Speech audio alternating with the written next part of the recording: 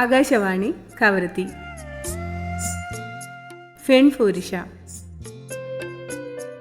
നമസ്കാരം പ്രിയ ശ്രോതാക്കളെ, ഫെൺഫൂരിഷയിലേക്ക് സ്വാഗതം.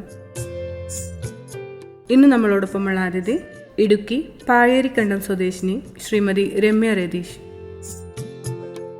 കേരളത്തിൽ നിന്നെത്തി ലക്ഷദ്വീപിന്റെ മനോഹരമായ മണ്ണിൽ സംരംഭം തുടങ്ങി ആത്മവിശ്വാസത്തോടെയും പരിശ്രമത്തോടെയും മുന്നേറുന്ന ഒരു വനിതയാണിവർ.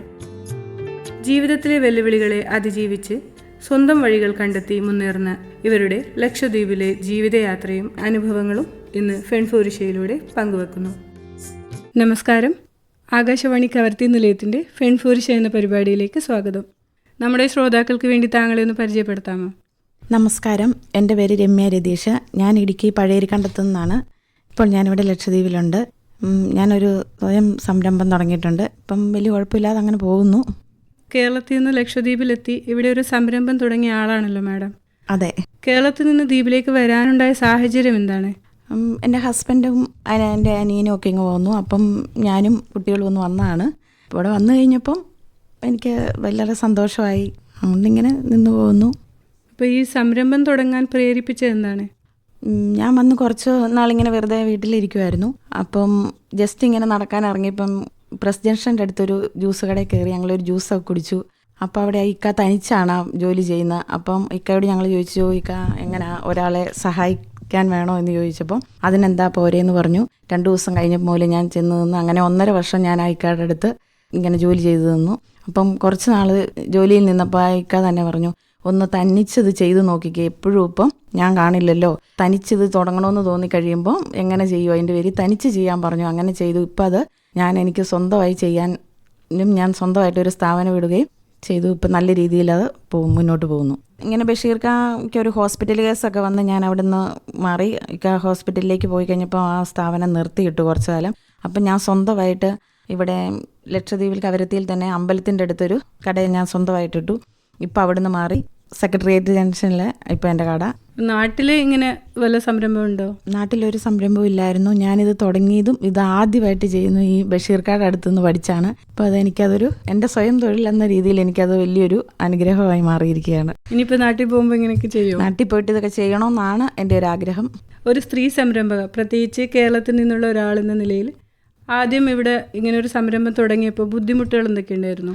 ബുദ്ധിമുട്ടുകളെന്ന് പറഞ്ഞാൽ ഇങ്ങനെ തനിച്ച് കടയിൽ നിൽക്കുമ്പോൾ ഒരുപാട് പേര് നമ്മളിങ്ങനെ ശ്രദ്ധിക്കുന്നു.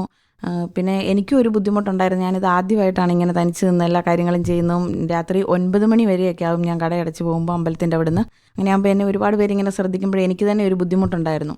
പക്ഷേ എന്നാൽ ഇപ്പം അങ്ങനെയല്ല. ഇപ്പം ഞാൻ എല്ലാവരുമായിട്ട് നല്ല ഫ്രണ്ട്ഷിപ്പായി, നല്ല ഫ്രണ്ട്സായി. ഇപ്പോൾ എല്ലാവരും നല്ല ഇതായിട്ട് പോകുന്നു. നമ്മുടെ ദ്വീപിലെ ആൾക്കാരുടെ സപ്പോർട്ട് എത്രത്തോളം ഉണ്ട്? ദ്വീപിലെ ആൾക്കാരുടെ സപ്പോർട്ടാണ് എന്നെ ഇവിടം വരെ എത്തിച്ചത്. പ്രത്യേകിച്ച് എടുത്തു പറയാമെന്ന് പറഞ്ഞാൽ ഞങ്ങളുടെ സ്പോൺസർ സിറാജുദ്ദീനിക്ക എപ്പോൾ നമ്മൾ ഏതൊരാവശ്യത്തിന് ഏതുറക്കത്തിൽ വിളിച്ചാലും ഓടിയെത്തുന്ന ഒരാളാണത്. അതിവിടെ നല്ല നാട്ടിലാണെങ്കിലും എന്ത് കാര്യത്തിനും എൻ്റെ കുട്ടികളുടെ ഏതാവശ്യത്തിനും ഉണ്ട് ഇവിടെ. സിറാജിക്ക ഇല്ലാതെ പേരെടുത്ത് പറയേണ്ടതായിട്ട് 2-3 വ്യക്തികളാണേലും ഉണ്ട്. എന്നെ എല്ലാ രീതിയിലും സഹായിക്കുന്നതും സാമ്പത്തികമായിട്ടും അല്ലാതെയും എന്തൊരാവശ്യത്തിനും ഓടി ഞാൻ എപ്പം വിളിച്ചാലും എന്നെ വന്ന് സഹായിക്കുന്നവരാണ് കൂടുതലും ആളുകൾ. ലക്ഷദ്വീപിലെ ജീവിതം കേരളത്തേക്കാൾ എത്രത്തോളം വ്യത്യസ്തമാണ്, പ്രത്യേകിച്ച് ഈ ഫുഡിൻ്റെ കാര്യത്തിലൊക്കെ? ലക്ഷദ്വീപിലെ ജീവിതവും നമ്മുടെ കേരളത്തിലെ ജീവിതവും തമ്മിൽ വ്യത്യസ്തമാക്കുന്നത് എന്തെന്ന് വെച്ചാൽ, ലക്ഷദ്വീപ് എന്ന് വെച്ചാൽ കടലുകളാൽ ചുറ്റപ്പെട്ട ചെറിയ ചെറിയ ദ്വീപുകളാണ്. ശാന്തവും പ്രകൃതി സൗന്ദര്യം നിറഞ്ഞതാണ്. കേരളത്തെ സംബന്ധിച്ച് വലിയ സംസ്ഥാനം, നഗരങ്ങളും ഗ്രാമങ്ങളും മലകളും കാടുകളും ഉൾപ്പെട്ട ഇങ്ങനെ ജനങ്ങൾ തിങ്ങിപ്പാർക്കുന്ന ഒരു നാടും. അതിനെയൊക്കെ സംബന്ധിച്ച് ലക്ഷദ്വീപ് വളരെ മനോഹരമാണ്. ഫുഡിൻ്റെ കാര്യത്തിൽ എന്ന് പറഞ്ഞാലും നമുക്കങ്ങനെ വിശ്വസിച്ച് കഴിക്കാം. നാട്ടിലെത്തുന്ന എടുത്തു പറയാമെന്ന് പറഞ്ഞാൽ മീൻ തന്നെ നമ്മുടെ നാട്ടിലെത്തുന്ന ദിവസങ്ങൾ എത്രയോ കഴിഞ്ഞാണ് എത്തുന്നത്. ഇവിടെ നമുക്ക് ഫ്രഷ് ആയിട്ട് കിട്ടുന്നു. പിന്നെ ഇച്ചിരി പൈസയ്ക്ക് സാധനങ്ങൾ വാങ്ങുമ്പോൾ ഇച്ചിരി പൈസ അധികമാണെന്നേ ഉള്ളൂ, എങ്കിലും കുഴപ്പമില്ല. നമ്മുടെ അവിടെ കേരളത്തിലാണെങ്കിൽ എല്ലാ സാധനവും നമുക്ക് അന്നേരം ഓടിച്ചെന്നാൽ നമുക്ക് വാങ്ങാൻ കിട്ടും. ഇവിടെ അങ്ങനല്ല. ഇവിടെ നമുക്കിങ്ങനെ കടയിലേക്കുള്ള സാധനങ്ങളും ഫ്രൂട്ട്സുകളും എന്ത് സാധനവും ലൈഫ് ഇങ്ങനെയുള്ള സാധനങ്ങളൊക്കെ നമ്മൾ കേരളത്തിൽ നിന്ന് ഇവിടെ എത്തുന്നതിന് വളരെ ബുദ്ധിമുട്ടുണ്ട്. പിന്നെ ഫ്രഷായിട്ട് കിട്ടുമെന്ന് പറഞ്ഞാൽ ഈ ഫിഷ് മാത്രമേ കിട്ടുന്നുള്ളൂ നമുക്കങ്ങനെ ഫ്രഷായിട്ട്. വേറെ എല്ലാത്തിനും ബുദ്ധിമുട്ടുണ്ട്. എങ്കിൽ തന്നെ കുഴപ്പമില്ല. കേരളത്തിലാണെങ്കിൽ നമ്മൾ ജസ്റ്റ് ഒന്ന് ബോറൊക്കെ അടിച്ച് കഴിയുമ്പോൾ നമുക്കൊന്ന് വെളിയിലേക്ക് പോകാനും കുട്ടികളും ഹസ്ബൻഡും ഒക്കെ ആയിട്ട് പോയി ഒരു സിനിമയ്ക്ക് പോകണേലൊക്കെ ആണെങ്കിൽ നമുക്ക് കേരളത്തിലാണെങ്കിൽ പോകാൻ പറ്റും. ഇവിടെ അങ്ങനെ ഇല്ലല്ലോ. അങ്ങനെയൊക്കെയുള്ള ബുദ്ധിമുട്ടുകളുണ്ട്. പിന്നെ നമുക്ക് എവിടെയെങ്കിലും പോകണമെങ്കിൽ പെട്ടെന്നൊന്ന് പോകാൻ പറ്റുന്നില്ല. അങ്ങനെയുള്ള പ്രശ്നങ്ങളും യാത്രയിലുള്ള പ്രശ്നങ്ങൾ, അങ്ങനെയൊക്കെയുള്ള പ്രശ്നങ്ങളൊക്കെ ഉണ്ട്. പിന്നെ ഒന്നെടുത്ത് പറയാമെന്ന് പറഞ്ഞാൽ എൻ്റെ 2 കുട്ടികൾ ഇവിടെയാണ് പഠിക്കുന്നത്. മൂത്തയാൾ ഇപ്പോൾ +2 കഴിഞ്ഞ് ഡിഗ്രിക്ക് പോകുന്നു. 4 വർഷം അവനിവിടെ ഉണ്ടായിരുന്നു. രണ്ടാമത്തെ ആൾ ഇവിടെ തന്നെ. നമ്മുടെ കേരളത്തിലാണെങ്കിൽ ഒരു കുട്ടിയെ പഠിപ്പിക്കണമെങ്കിൽ അധികം പൈസ വേണം. ഇവിടുത്തെ സംബന്ധിച്ച് നമുക്കൊരു പെൻസിൽ പോലും നമ്മൾ പൈസ കൊടുത്ത് വാങ്ങണ്ട. അങ്ങനെയൊക്കെയുള്ള ഒരുപാട് അനുഗ്രഹങ്ങൾ ദ്വീപിനെ സംബന്ധിച്ച് നമുക്ക് കിട്ടുന്നുണ്ട്. ഇവിടെ വന്നിട്ട് ഏറ്റവും ഇഷ്ടപ്പെട്ട ഒരു കാര്യം എന്ന് വെച്ചാൽ ഒരു മറക്കാനാവാത്ത എന്തെങ്കിലും അനുഭവം ഉണ്ടായിട്ടുണ്ടോ? പിന്നെ എനിക്ക് ഈ ദ്വീപിൽ വന്നിട്ട് ഒരു സന്തോഷം എന്ന് പറയാൻ, എനിക്ക് ഒത്തിരി സന്തോഷമുള്ള അനുഭവങ്ങളുണ്ട്. എനിക്ക് തന്നെ പറയേണ്ടതായിട്ടും പറയേണ്ടാത്തതായിട്ടുള്ള അനുഭവങ്ങൾ ഉണ്ടായിട്ടുണ്ട്. എങ്കിലും എടുത്തു പറയാമെന്ന് പറഞ്ഞാൽ, എനിക്ക് വളരെയധികം ബുദ്ധിമുട്ടിയിരുന്ന സമയത്ത് എന്നെ എന്താ ചേച്ചി ഇങ്ങനെ ബുദ്ധിമുട്ടായി ഇരിക്കുന്ന മുഖത്തിന്, എന്താ ചേച്ചീനെ എന്നും കാണുന്ന സന്തോഷവും ഒന്നും മുഖത്ത് കാണുന്നില്ല, എന്തു പറ്റിയെന്ന് ചോദിച്ച് ഇങ്ങോട്ട് കാര്യങ്ങൾ അന്വേഷിച്ച് വന്ന് സഹായിച്ച ഒരു വ്യക്തിയുണ്ട്. അത് പേരെടുത്ത് പറയാൻ പറ്റത്തില്ല. അത് തന്നെ എനിക്ക് മറക്കാൻ പറ്റാത്ത, എൻ്റെ ജീവിതത്തിലും എൻ്റെ ഹസ്ബൻഡിൻ്റെയും കുട്ടികളുടെയും ജീവിതത്തിലെ ഏറ്റവും വലിയൊരു അനുഗ്രഹമാണ് എനിക്ക് ഈ ദ്വീപിൽ നിന്ന് അത് കിട്ടിയിട്ടുള്ളത്. അത് ഒരിക്കലും നമുക്കത് മറക്കാനും പറ്റത്തില്ല. ഞങ്ങളുടെ ജീവിതം തന്നെ നമ്മളൊരു പാതി വഴിയിൽ നിന്ന സമയത്താണ് നമ്മളെ ഇങ്ങനെ ഒരാൾ സഹായിച്ച് അങ്ങനെ ഞങ്ങൾ ഇവിടം വരെ എത്തി. അതുപോലെ എനിക്ക് കട തുടങ്ങാനും ഫസ്റ്റ് ആ ആൾ തന്നെയാണ് എനിക്ക് കയ്യിൽ നിന്ന് പൈസ തന്ന് എന്നെ സഹായിച്ചത്. കടയിലേക്കുള്ള സാധനങ്ങൾ എങ്ങനെയാണ് കൊണ്ടുവരുന്നത്? കടയിലേക്കുള്ള സാധനങ്ങൾ നമ്മൾ ഓർഡർ കൊടുക്കുന്നു. അത് മംഗലാപുരത്ത് നിന്ന് നമുക്ക് ഏജൻറ്റ് മുഖേന എത്തിക്കുന്നു. അങ്ങനെയൊക്കെയാണ് എത്തിച്ച് കിട്ടുന്നത്. അപ്പോൾ മാഡം ഇവിടെ വന്നിട്ട് എത്ര വർഷമായി? ഇത് ഇപ്പോൾ 5ാമത്തെ വർഷമായി ഞാനിവിടെ വന്നിട്ട്. 5 വർഷമായി. ഇവിടെ വന്നിട്ട് ഒരു 5 വർഷമായില്ലേ? 5 വർഷം. നാട്ടിൽ പോകാറുണ്ടോ? നാട്ടിൽ വെക്കേഷൻ സമയത്ത് മാത്രമേ പോകാറുള്ളൂ. അതായത് ഞാനിങ്ങനെ ഫ്രൂട്ട്സിൻ്റെയും ജ്യൂസിൻ്റെയും ഒക്കെ കട ആയതുകൊണ്ട് മെയ് മാസം ലാസ്റ്റ് പോയിട്ട് ജൂൺ പകുതിയോടുകൂടി തിരിച്ചു വരാറാണ് പതിവ്. മോനിവിടെ സ്കൂളിൽ പോകുന്നതുകൊണ്ട് ജൂൺ മാസത്തിൽ തിരിച്ചെത്തും. ഇവിടെ വന്നിട്ടുള്ള ഒരു എക്സ്പീരിയൻസ് പറയാമോ? എനിക്കിവിടെ എടുത്തു പറയാമെന്ന് പറഞ്ഞാൽ, ഞാൻ വന്നിപ്പോൾ ഈ 5 വർഷമായി. 5 വർഷത്തിനുള്ളിൽ നമുക്ക് എപ്പം വേണേലും യാതൊരു പേടിയില്ലാതെ കൊണ്ട് നമുക്ക് രാത്രിയിൽ ഒറ്റയ്ക്ക് എവിടെ വേണേലും പോകാം.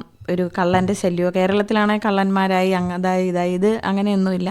അങ്ങനെയുള്ളൊരു ബുദ്ധിമുട്ട് ഈ ദ്വീപിൽ എനിക്കിതുവരെ അനുഭവപ്പെട്ടിട്ടില്ല. ഭർത്താവ് നാട്ടിൽ പോയാൽ തന്നെ ഞാൻ 2-3 മാസം ഞാനും മോനും തനിച്ച് വീട്ടിലുണ്ടായിരുന്നാലും യാതൊരു ബുദ്ധിമുട്ടും എനിക്ക് അങ്ങനെയുള്ളൊരു മോശമായ ഒരു അനുഭവങ്ങളൊന്നും എൻ്റെ ജീവിതത്തിൽ ഇവിടെ വന്നിട്ട് സംഭവിച്ചിട്ടില്ല. നാട്ടിലാണെങ്കിലും അങ്ങനെയൊന്നും ഉണ്ടായിട്ടില്ല. എങ്കിൽ തന്നെ നാട്ടിലേ വെച്ച് നോക്കുമ്പോൾ നമുക്ക് ഇവിടെ തന്നെയാണ് എപ്പോഴും ജീവിക്കാൻ സേഫ്റ്റി ഇവിടെ തന്നെ. സാധനങ്ങൾക്ക് ഇച്ചിരി വില കൂടുതലാണെങ്കിലും സാധനങ്ങൾ കിട്ടാൻ ബുദ്ധിമുട്ടുണ്ടെങ്കിലും നല്ല മനുഷ്യരുള്ള ഒരു നാടാണ്. നല്ല സഹകരണമുള്ള ആൾ. പിന്നെ കേരളത്തെ സംബന്ധിച്ച് നമ്മുടെ കൂട്ടത്തിലുള്ളവർക്ക് തന്നെ ആണെങ്കിൽ പോലും ഒരാൾ നന്നാകുന്നൊന്നും ഇഷ്ടമില്ലാത്ത ആളുകളാണ്. എന്നാൽ ഇവിടെ അങ്ങനല്ല. നമ്മളെ കൈപിടിച്ചുയർത്തി ഇവിടെയുള്ള ആളുകളുടെ ഒപ്പം തന്നെ നമ്മളെ ഉയർത്തി കൊണ്ടുപോകണമെന്നുള്ള ഒരു മനസാക്ഷിയുള്ള മനുഷ്യരുടെ നാടാണ് ലക്ഷദ്വീപ്. പിന്നെ ഇവിടുത്തെ ഫുഡിനെ കുറിച്ച് പറയുകയാണെങ്കിൽ ഈ ഗിലാഞ്ചി എന്ന് പറയുന്നതും പാലും കൂട്ടി കഴിക്കാൻ നല്ല ടേസ്റ്റാണ്. പിന്നെ ഇട്ടുവെന്തത് ഇതൊക്കെ ഞങ്ങൾ ഇവിടെ വന്നതിന് ശേഷമാണ് ഇതൊക്കെ ആദ്യമായിട്ട് കഴിക്കുന്നത്. നല്ല ഫുഡാണ്. ഞങ്ങൾ നാട്ടിലുള്ളവരോടും പറയും. ഇവിടുന്ന് എൻ്റെ വീട്ടിൽ വന്ന് എൻ്റെ ഫ്രണ്ട്സൊക്കെ ഇവിടുന്ന് വന്ന് താമസിക്കാറുണ്ട്. അവർ വന്നു കഴിയുമ്പോൾ ഞാൻ അവരെ കൊണ്ട് നമ്മുടെ വീട്ടിൽ ഇത് ഉണ്ടാക്കിച്ച് എൻ്റെ അമ്മയ്ക്കൊക്കെ കൊടുക്കാറുമുണ്ട്. കട ഓപ്പൺ ചെയ്യാത്ത ദിവസങ്ങളിൽ ഒരു ടൈം പാസ് ആയിട്ടെന്ന് പറഞ്ഞാൽ നമ്മൾ ബീച്ചിൽ പോയിരിക്കാറുണ്ട്. പിന്നെ ചിൽഡ്രൻസ് പാർക്കിൽ പോയി കുറച്ച് സമയം ഇരിക്കാറുണ്ട്. പിന്നെ ഞങ്ങളെ സംബന്ധിച്ച് ഇപ്പം ഞങ്ങൾക്ക് നമ്മുടെ നാട്ടിലെ കഴിഞ്ഞും ഇവിടെ ചിലവ് കുറവാണ്. തന്നെയല്ല പൈസ നമുക്ക് സമ്പാദിക്കാനും സാധിക്കുന്നുണ്ട്. എന്നും എന്തെങ്കിലുമൊക്കെ പണിയും തൊഴിലുകളാണെങ്കിലും കൊണ്ട് നമുക്കെന്നും സന്തോഷത്തോടെ ജീവിക്കാം. കവർത്തി അല്ലാണ്ട് വേറെ ദ്വീപിൽ പോയിട്ടുണ്ടോ? അഗത്തി വഴി വന്നപ്പോൾ ഇറങ്ങിയിട്ടേ ഉള്ളൂ. അല്ലാതെ ഫ്ലൈറ്റിന് വന്ന് അവിടെ ഇറങ്ങി അഗത്തി കൂടി ഇങ്ങ് പോകുന്നതേ ഉള്ളൂ. അല്ലാതെ എങ്ങും പോയി താമസിച്ചിട്ടില്ല. പോകണം എന്നുണ്ട്. പക്ഷെ നമുക്കൊരു സ്പോൺസർ വേണം, പെർമിറ്റിന് ഒക്കെ അടിച്ചു തരണമെന്ന് പറഞ്ഞുകൊണ്ടാണ് എങ്ങും പോകാൻ പറ്റാത്തത്.